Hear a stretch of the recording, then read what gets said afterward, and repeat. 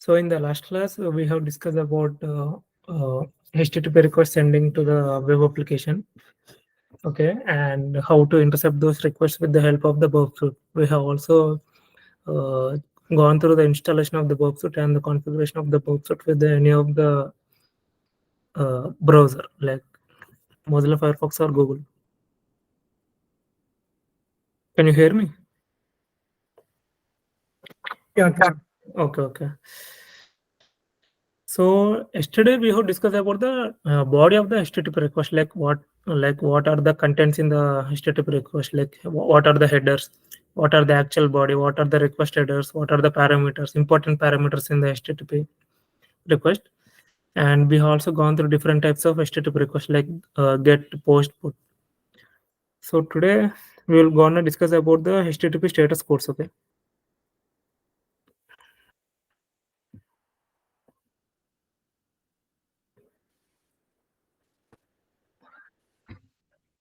I'm sharing my screen. Wait a second.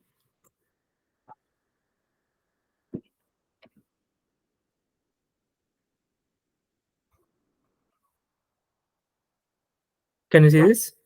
HTTP status codes. So basically, there are 5 types of status codes when a request is being sent to the web application. Okay, we will go through these types of status codes in the verb suite in the response tab itself.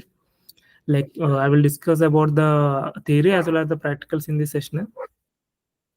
So basically, there are 5 types of status codes. First one could be the informational response, and majorly important second 200 responses. Okay, like it is basically to mention that the request being accepted by the web server, which is given by the client, and it is successful, like it is successfully giving our required information, or it is successfully sending our data in the form of the post or put methods. Okay, and coming to the third 300 types of response, it is related to the redirection code. Okay, so if you enter any username or password, okay, in the wrong section, or if you enter invalid username or password, it should redirect to the another page. Okay, like it should redirect to the home page, or it should redirect to the another page which is blank, to to make sure that any of the useful information is not displayed to the attacker.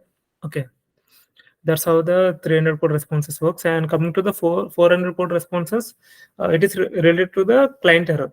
Okay, so basically, if the web application is written in the php language, and if we change the .php language into the .jsp, and if we hit the enter again in the URL, okay, in the search bar, if you enter, if you change the .php to the .jsp, and if we hit on the enter, it says that 404 error or any 403 error. So basically, it represents that the error is getting from the client side itself. Like we have changed the .php to .jsp, right? So the mistake is from our side, the like client side. So it gives about the 400 code responses. And coming to the 500 code responses, it is related to the server error. Okay, like if we send any even valid information, like even if you enter the OTP as well, sometimes the web application doesn't give any information. Like it says that invalid username or password, even if you enter the valid credentials. Okay, like due to the complex HTTP request coming in a single second, so the web application cannot handle that many types of HTTP requests in a single second. Okay, like these type of final code error responses occurs when there is a possible for the DDoS attacks. Okay, I hope you understand why it occurs when DDoS attack has happened to the web application. So basically, the web application cannot handle that many of the HTTP requests per second if provided if there is no complex architecture to handle those requests. Not a complex configuration means the load balancer itself is not configured accurately in order to send those HTTP requests to the available web servers or pods in the uh, overall architecture. Okay, that's how it works. So what is the use of these HTTP status codes? So in the penetration testing, basically, first of all, pen tester checks the responses of this web application. Like after getting the useful information from the client. Okay, after getting from the useful information from the client, he should check how the web application responds to the different types of data. Okay, whether the information provided by the client is valid or not. Okay, the client has said if we enter any invalid user details or credentials, it redirects to the another page. But if we check with the help of the verb suite, it is not redirected to the another page, but it is displaying about the error, like it is displaying about the generic error. At that point of time, we can easily make a contact with the application owner or the client. Okay, you have said that if we hit on the error, it should redirect to the blank page, but it is showing that generic error. Okay, what is the cause of this generic error? Like depending upon the type of the HTTP request it is saying, or for every HTTP request it displays only generic error. Because why? Because generic error sometimes could provide any information like Apache Tomcat. Okay, like what are the server being used, Apache Tomcat or Nginx. This type of information could be disclosed when there is no proper configuration of the redirection of the page when the credentials are invalid. So this type of small information should be taken care by the pen tester, because at the end of the day, the pen tester is the one who performs the security testing. And if he gives any like a green signal that okay, the pen testing have been done, there are no vulnerabilities found out in this web application. So on the basis of the report given by the pen tester, the production team will deploy those applications into the production server. And when that application is deployed in the production server, the public can access those applications, right? And the public can are encountering some of the mistakes or bugs in this application. Like when the application is deployed in the public server, the attacker can easily gain the access of those users, right? So this may trigger some of the security breaches. So this type of malicious acting can be done by the attacker, right? So that's the reason we should take care when you are performing the penetration testing. So basically, HTTP status code is a server response to a browser's request. When you visit a website, your browser sends a request to the site server, and the server then responds to the browser's request with a three-digit code. Three-digit code here, 200, 300, 400, 500, like depending upon the HTTP request. So what is the use of the 200 status code? 200 status code is like an ideal status code when there is a proper information given by the client to the web server. Okay, you have entered the correct details, so this is your data. So like this, the web server will communicate with the client, like it is a happy go method. So basically, even it and sometimes like many big organizations website, it at some point of time, even if you enter the valid credentials, it gives some of the error. Let's say for example, when the student is applying some government exams through some particular government website, when I stu- like take this example, like when the government has released some of the 10th results in a website. At that point of time, even if you enter the valid details like of our date of birth or of our hall ticket, at that point of time, even we would get an error, right? So that's what I'm explaining. So if there is no proper maintenance of the servers. Here, in this case, there are thousands of requests coming per second, right? There should be proper configuration of the server to handle this type of requests in per second. Okay, at this point of time, at 10 o'clock tomorrow, there could be some, thousands of requests would be coming. So we need to be prepared. Okay, we should deploy these applications in many servers so that it can give communication to the another students. So this type of information can be taken through the status codes. So if you take again the verb suit, when we click on the intercept is on,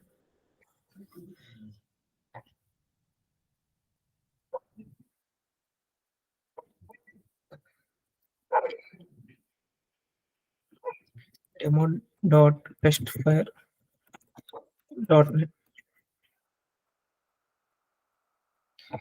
Second, I will close this interception.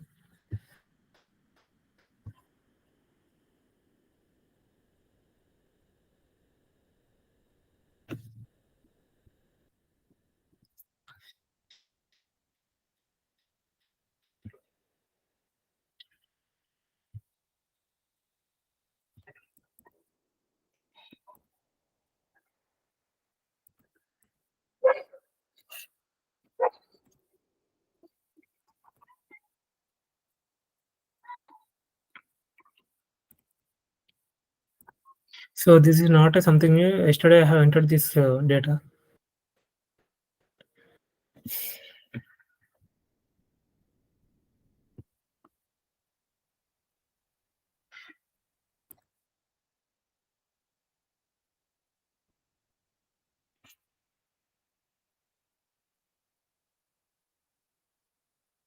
Can you see this? Yeah.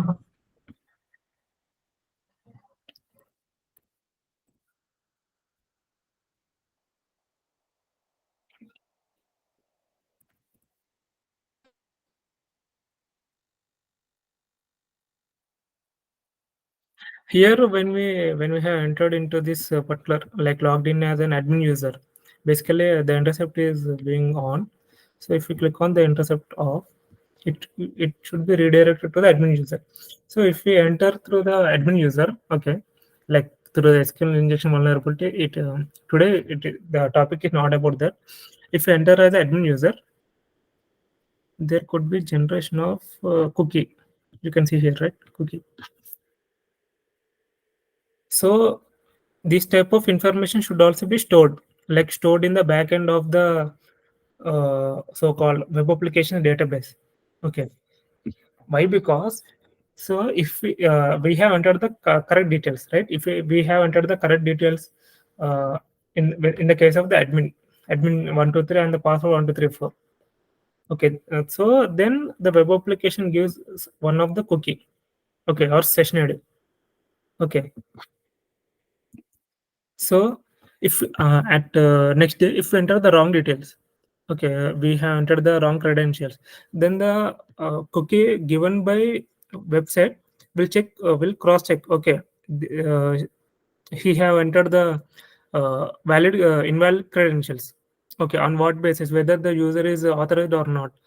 So if he enters again valid credentials, okay, if the user has entered the valid credentials, the previous cookie ID or session ID should be will be taken by the web server, and it again cross checks. Okay, the user is valid user. So like this, the continuation of the session will be done. Continuation means here the user has leave the website in the login page 1, so he can continue with the login page 2 in the next day. That's how it works. And the burp suit, if we click on the send, we are getting result to error. Okay. Why? Because basically we have already entered into the particular admin user, right? And here we have given. HTTP, is that can you zoom something somewhere? The raw Sorry, information. HTTP. Can you zoom the above screen some? Burp suit.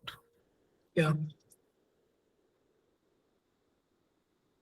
It is not zooming. Wait a second.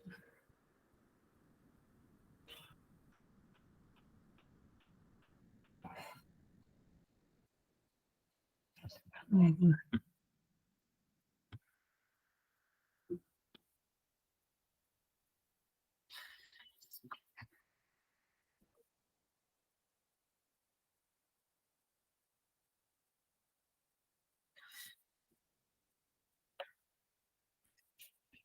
I will copy this and I will show you in the document. So that's why I'm previous classes I'm showing this in the document. Can you see now?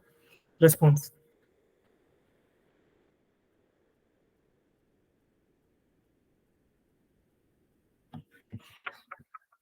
Can you see now, Prashant? Yeah. We have got the error in this, right? Yes, yes. HTTP request 302 found. Yes. Why? Because we have already entered, like, with the help of the admin user, right? Like, we already log in the particular web application. Are you getting my point? We already log in that particular web application as the admin user. And if we again click on the enter, okay, with the same section ID, it would be thrown error, right? Are you getting my point? We already logged in as the admin user.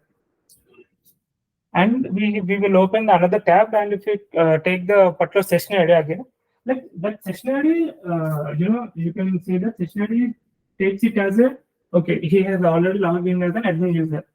At that point of time, the web application will give the session ID.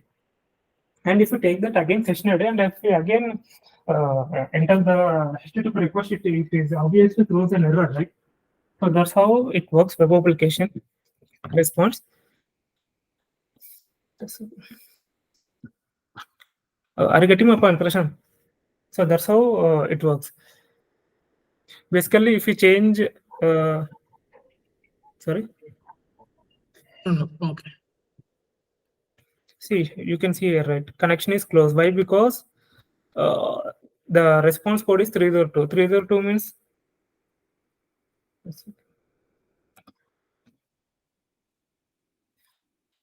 302 means redirection. Here, right? If you go to that website, like again show this only.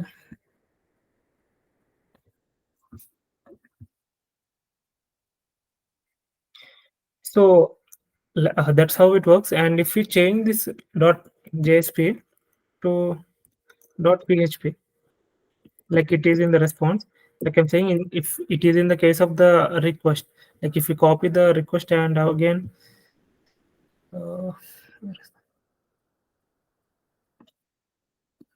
here, right? And one more thing, the one more important point here is the referrer parameter. Referrer parameter means basically we have entered the web application with the help of http dot till here we have entered, right? So this all becomes the referrer. Okay, and if we move to the another page from this page, so this becomes the referrer. Are you getting my point? Basically, first of all, we have entered move to the another page with the help of the demo.html.net. After that, we have moved to the another page with the help of the login. Okay, so basically there are three pages right now. First one is the login page. Second one is the first one is the normal public page. Second one is the login page where we should enter the login credentials. And third one is the uh, dedicated page to the admin user. Are you getting my point? So this is one of the important parameter when we are dealing with the verbs. So in some cases, if we change this and again send, we will see what type of response it gives. 302 phone close, because the session ID here, right? Session ID here, it is lying as a same as the admin user. Okay, it doesn't understand. Okay, for what purpose this session ID is given by the user.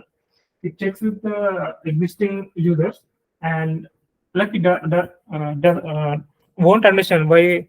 Basically, we are clicking on this demo.testfire.net. Like it doesn't have any login page, but we are giving the session ID related to the admin user. Okay, we are giving the session ID of the to like more than one page. Like what should I say? We are giving the session ID of the another page, but we are trying to log into the another page. Okay, at that point of time, the web server doesn't understand. Okay, for which purpose the session ID is given by the client.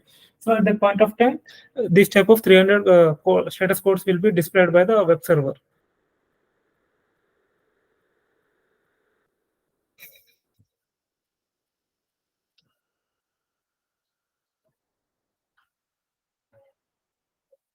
So These are simple test cases we have to perform when we are dealing with the box suit, right?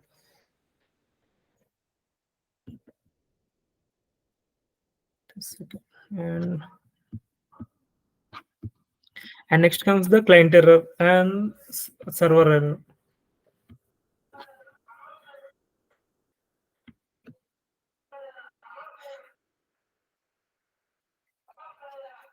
Basically, if we change the here HTTP, so wait a second, we will change the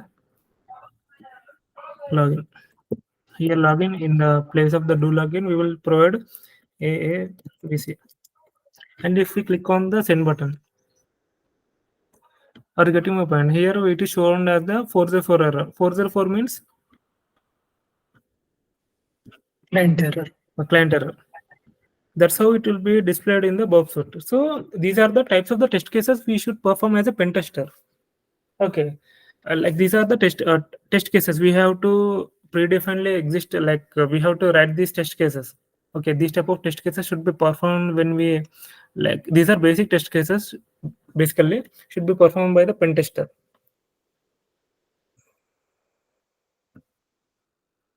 And this is the exact body of the response. So if you click on the render, the page could not be found. Like basically in the response tab, pretty parameter is shown as a backend code. So coming to the render tab, it shows as a UI.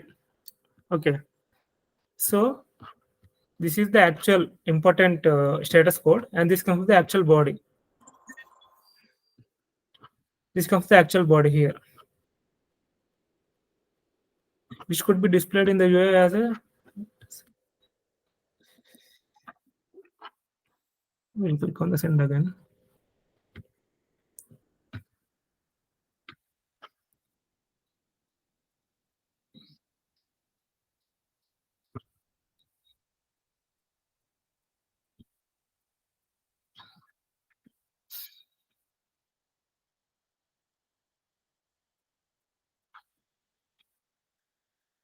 Box it has been closed. Wow.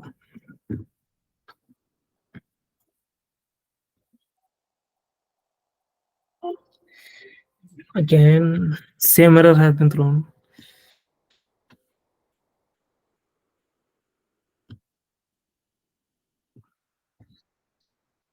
Okay, I will explain with the pictures as well.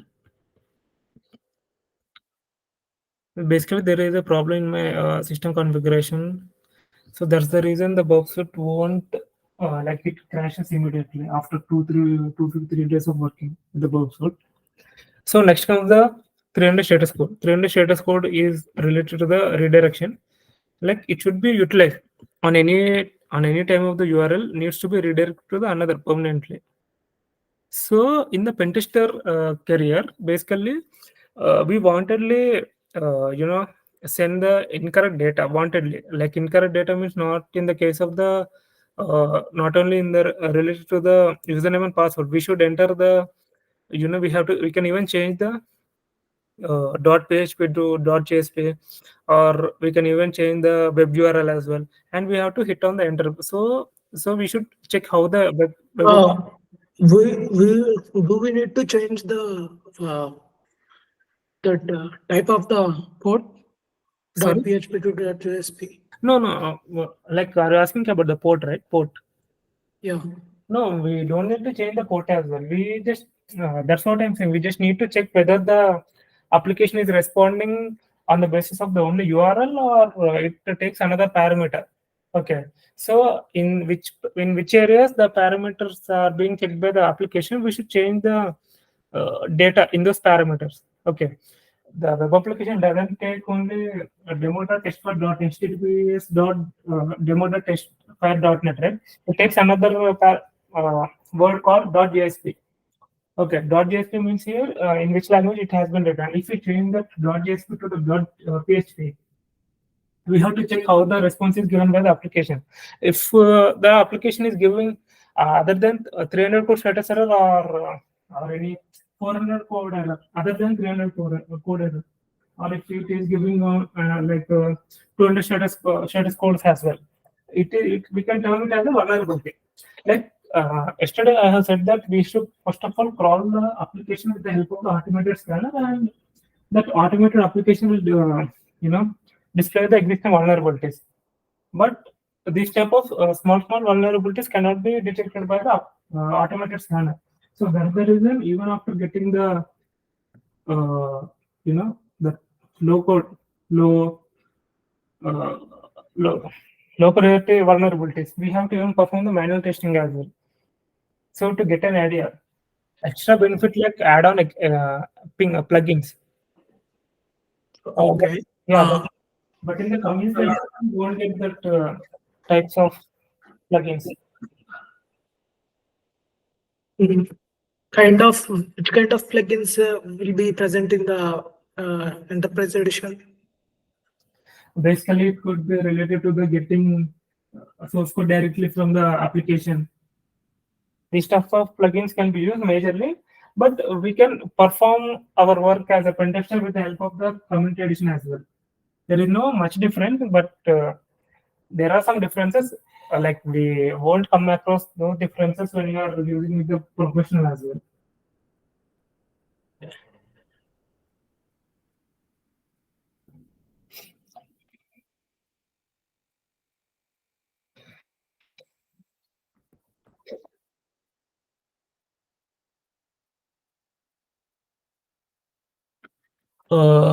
Like so basically to say, uh, we can scan the application with the help of the OS app, right?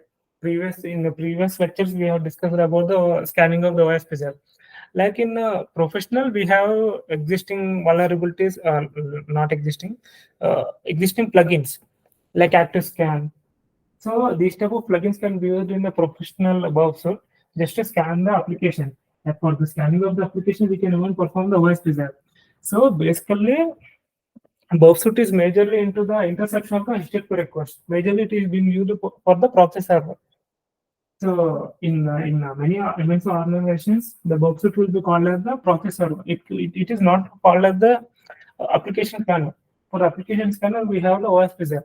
So for that purpose, I am saying that there are existence of the plugins, but we won't use not in much detail when we are dealing with the Bobsuit.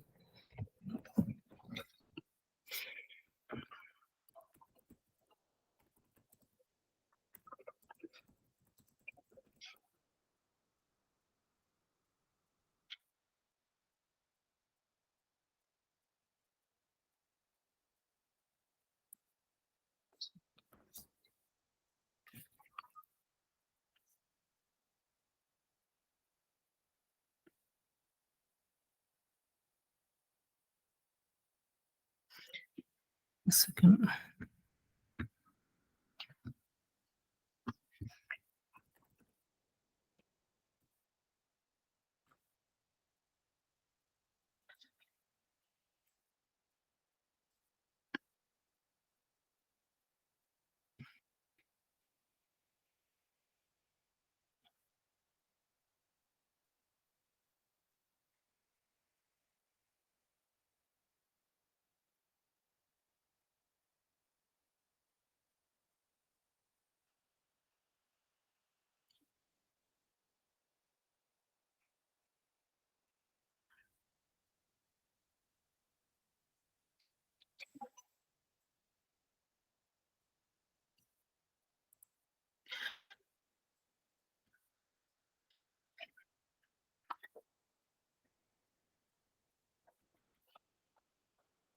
We will take this request only. Basically, the Bobsuit is not working in my system right now.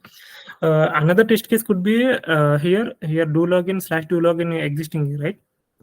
In the previous like 5 minutes before, we have discussed that redirection from one page to the another page. There is a tab called referrer. You can see here, right? If we if we sign off from the admin user, okay, and if we again put slash, and if we give the admin, and if you take this URL and if you post here, whether it is giving directly to the admin user or not. Okay, I get my point. If we push that URL in the header line of the HTTP request beside the post method, and if you again click on the send button, if that application is giving the same response or not. Basically, the application should not give the same response, because if we put on the admin user, admin 123 or administrator 123, like basically there are difference only in the name of the of the administrators in the majority of the MNCs. Are you getting my point? If we provide the admin value in the place of the here referrer, if it doesn't give, we can even perform the administrator or administrator 123. This is called as the brute force method. So basically, we can even perform the brute force method with the help of the workflow, like it is an automatic tool, automatic extension in the workflow. So we don't need to manually change the admin to administrator or admin 123. So if it gives any of the information in any of the uh, like data taken from the list while performing the workflow, it is one of the major vulnerability existing in the application.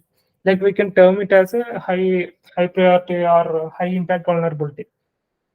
So this is the third test case we have to perform when we get an application. This type of test cases, like we just need to check, we just need to take this data from one of the parameter, and we have to inject that data into the another parameter. Like okay, the application is checking all the parameters once again, it has not given or not taken these parameters in a serious manner. So we can come up with, okay, the application is vulnerable for this parameter. If we give any ransomware attack, like here you can see content length. Basically, here content length is 91. Basically, if we change the some zero, if you click on, if you enter the zero, and if you again send that HTTP request to the application, like how it is being responded, whether it is responding the same way, whether in the place of the 98 or not. So this type of information can also be checked. Like it is not a major test case, but we should perform this type of test cases for each parameter in the HTTP request.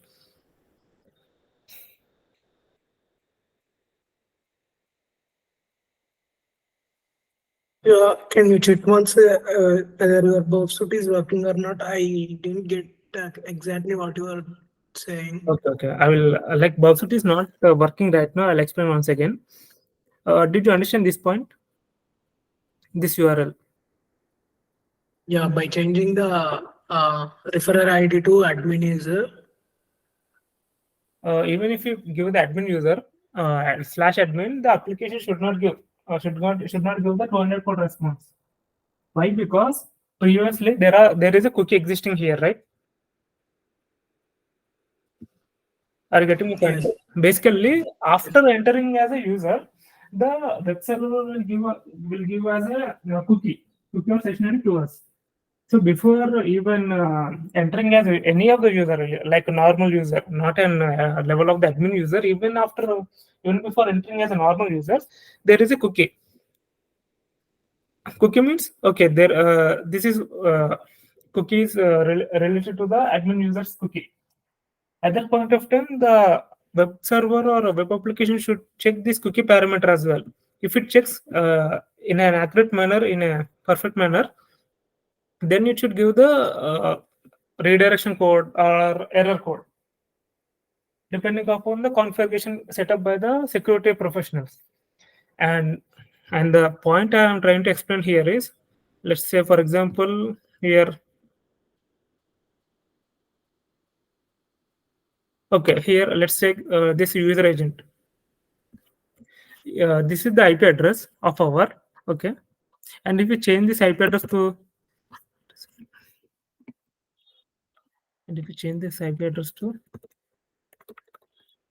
./0 or 0, and if you again click on, and if you change this to the normal slash demo dot test file, So this is the normal accurate URL of the application, and if we change the IP address of our here, like we have changed the IP address, and if we again hit on the enter button, but we should remove this as well, because there should be no cookie error. And we have remove all the errors, like we have given the exact URL, and we have removed the cookie as well, but we have changed some of the data, like here the IP address. And if we should again click on the enter button, hit on the enter, like send button, and we should check how the web application is responding. In this case, the web application should respond us with a client error. Are getting my point? Client error, because the data given by the client is not matching with the matching with the web application's configuration. Okay, basically the request is coming from the uh, one of the IP address, but in the HTTP request it is showing like there is a change in the IP address. Okay, at that point of time the application should give the foreign response. Why? Because there is a mistake on our side, client error, right? So that's how the test cases works in the Bob suite. Like I will again uninstall the Bob suite, and I will install the Bob suite again, and I will show you again this type of theory in the lab wise. Thank you. Actually, I'm trying to get what you are explaining, but unfortunately, it is just an explanation, right? But what I'm not getting it. Okay, I will explain again tomorrow. Like basically, within 10 to 15 minutes, I will explain tomorrow, like what are the practicals, and I will go on with the another lecture. Okay. And so we should not waste with the class, right? I will gonna explain with the next 500 code server. Just try to understand in this class only. If you want to change the server side configuration, not a configuration, if you want to change the details given by the server, so that it should give the error should give us the server side error. Are you getting my point? So if we change here the accept, so it is basically related to the server side. Why? Because the web server should accept only in the form of the HTML dot or HTML with along with the XML. So if we change this XML to the some Java, like it is nothing related to the nearest value of the XML. Like if I'm changing here the Java, and if you again hit on the send button, okay, at that point of time, the application, how the application will respond. We should check these type of responses as well. Like it is one of the test cases you can write or you can perform in the pen testing when we get the application as a to perform the pen testing. So at that point of time, the response should be the 500 server response. So that is how the test cases should be performed with the status codes.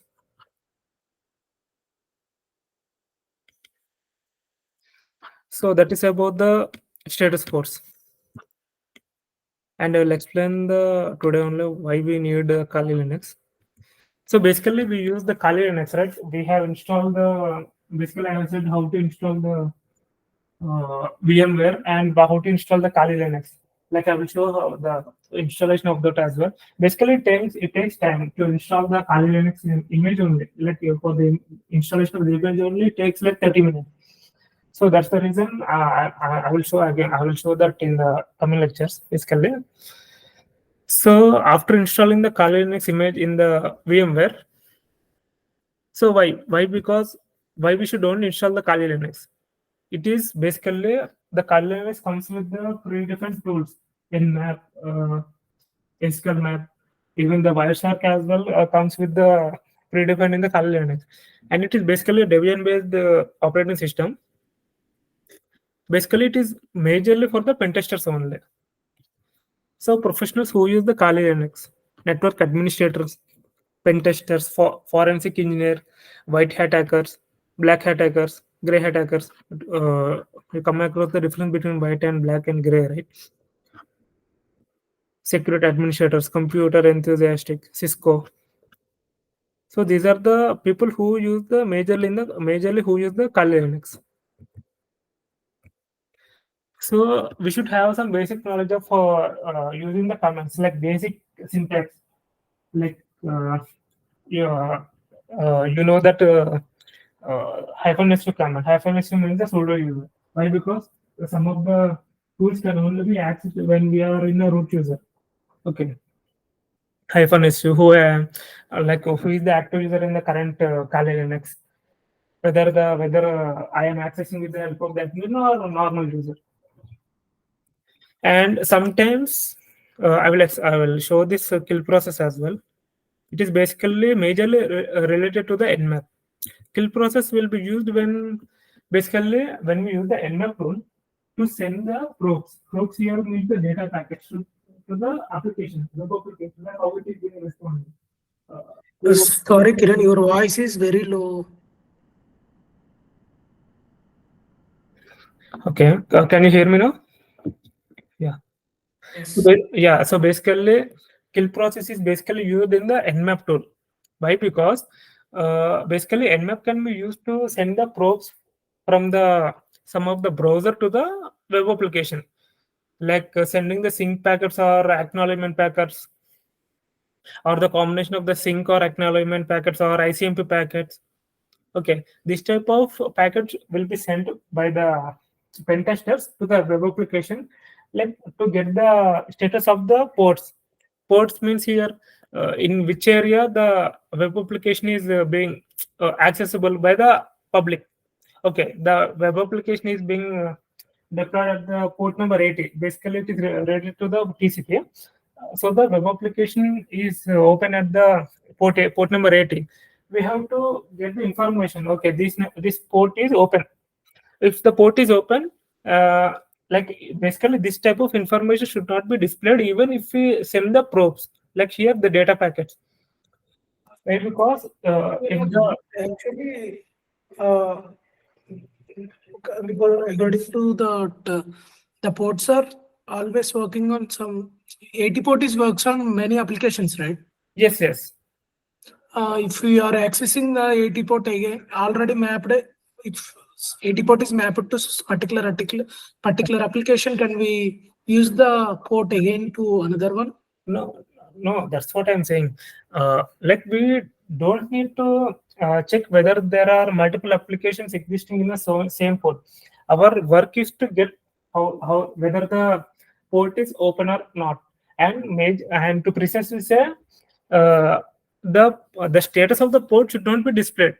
Are you getting my point? Port should not the status of the port should not be displayed even after sending the data packets to that port.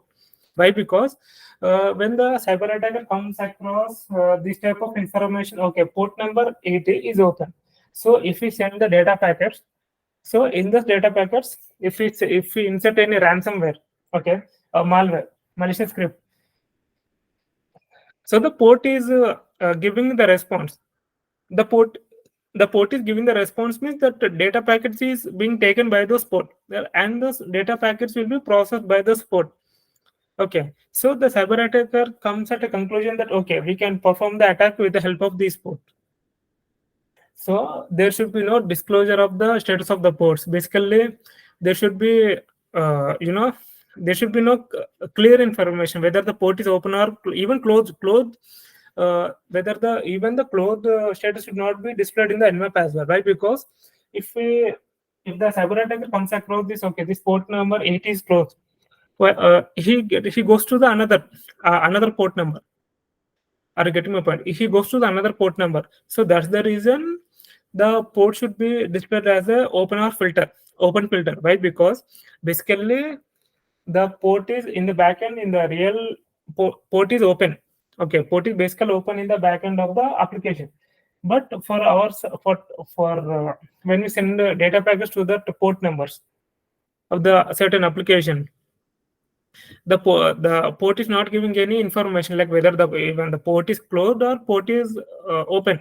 Like it is given the open filter because it is used to we can say that the application is configured in such a way so that the status of the port should not be disclosed by the anyone. Okay. At that point of time, when we even send the probes again and again and again, like at some point. Kiran, here I have a small doubt, if Okay. you don't mind. Okay, you can ask. Actually, we have some ports which we are using as fixed. Is the above suit is works on 8080 port, right? Okay. Yes. Yes. If it knows everyone, every hacker knows the buff suit will work on 8080. Can buff suit will be hacked? Basically, like are we saying that the Bob suit is basically deployed on the port 8080, so the hacker knows that on the port 8080 the Bob suit has been deployed, so we can access the entire Bob suit. Are you asking me, right? Yes, yes, Kiran. So basically, with the help of the only single criteria, okay, the port is on this port, the application is deployed, so we can perform the attack. It doesn't work like that. Basically, basically we cannot say that even with the port number. Basically, mm, in many of the famous applications, we got to know that okay, at this port number the application has been deployed. Okay, but even the disclosure of the ports, the attackers cannot attack those applications. Why? Because with the help of the only single agenda like the port disclosure, we cannot perform the attack, but we can have the steps to perform the attacking. That's it. It is majorly related to the network penetration testing. Are you getting my point? Okay, by accessing ports, by using ports to attack, the hacker need to know networking more, right? Sorry. Sorry, I didn't get you. Uh, to hack the ports, the attacker needs to know about the ports, particularly about whether the port is uh, secure or not. Uh, Not like, are you asking for a pen testers? We have to know what are the status of the ports. Like, I didn't get your point. Can you repeat once again? Mm. What I'm trying to ask is, if some applications, some example, uh, HTTP has 443 port, right? Yes. Uh, we cannot hack the HTTP port because it has secure socket layer. Yes. Uh, in that case, some of the applications, just like that, BoffSuit 8080, and some applications will work on different ports, right? Secure ports. Yes. Uh, if Okay. we need to know about the application details, particularly, we need to know more networking concepts. Not into the more networking concepts. Basically, this type of information will be provided by the client. So our pen testing is majorly related to the web applications, not into the network. So this type of okay at this point of at this particular port number, okay, our web application will be deployed. So you have to check how the uh, port is giving the response, like it is giving the open or filtered or open filtered or close filtered. Okay, this type of information will be easily provided by the client because we are the web application pen testers. So even if you join any organization, uh, there are basically of the 10 members. If you take for example, so if a manager gets the web application to perform the pen testing, so the manager assigns the task to the network team, some one for the web application team, and if that application has the mobile applications as well, the mobile application pen testing will be giving work will be given to the mobile application pen testers. Okay, so so that's what I'm saying. We should have some basic knowledge about the network, not extensively into the network terminologies.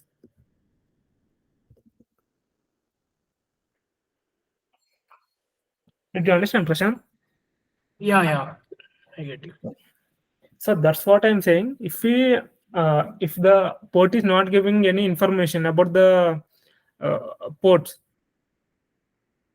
even for the network pen tester or web application pen tester, the port is not giving any information. At some point of time, it might take 16 hours to only get the information about the port. At that point of time, we can even use the process called kill. Basically, this kill process is used to stop sending of those sync packets. Basically, in the middle of the sending of the probes or data packets to the port, we can use the kill process to terminate those sending of the packets, so that we can check on the another port. So that's how it works. Basically, we should use the basic Linux command. That's it. So that's it for today. I hope you understand today's class. Basically, tomorrow I will explain with the Bob suit again. Okay. After completion of the recording, can you help me in the setup of Bobsuit?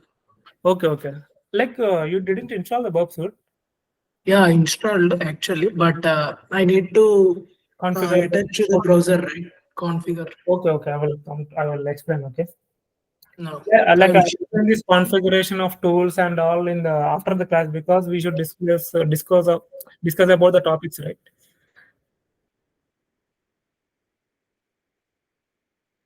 Oh, okay, Prashant. That's it for.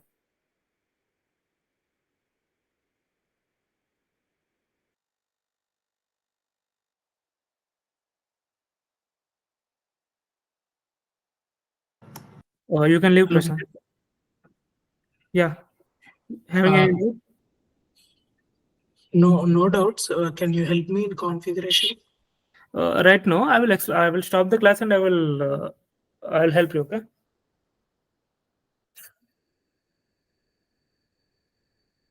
Hello, Prashant. Yeah. Can I Uh, share my screen? I will explain that it should not be discussed in the class session. Okay. I will close the class and I will call you and we will discuss. Okay. Basically, it is simple. Okay, Prashant. Okay, Kiran. Okay.